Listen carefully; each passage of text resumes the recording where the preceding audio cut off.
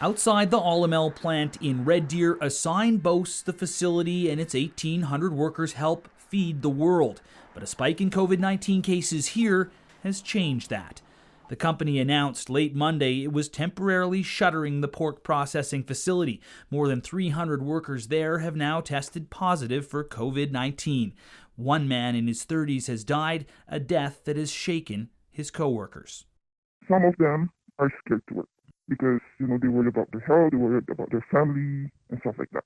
This employee, whose identity we've agreed to protect, worked in the same area as the man who died last month. As a close contact, they were told by the company to get tested for COVID-19, but they say they weren't told to isolate at home. If we're going to get tested and we haven't received the result yet, are we still coming to work while waiting for the result? And she said yes, because you guys need money.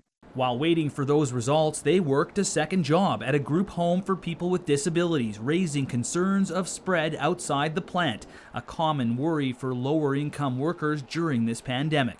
People who are moving to multiple employers are only doing so because they can't afford to put food on the table without doing that. There are now outbreaks at 8 meat processing plants in Alberta, and the union that represents workers at Olymel says the province should have closed the plant sooner. We have a deep concern about a third wave, and we need to protect workers in workplaces. Our members in that plant are grieving, and they're horrified and they're terrified. All this as cases of COVID variants continue to rise in Alberta. I know that many Albertans are concerned about these variants, and I am too.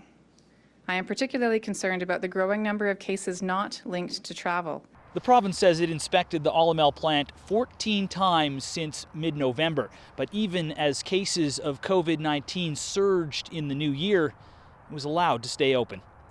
Aaron Collins, CBC News, Calgary.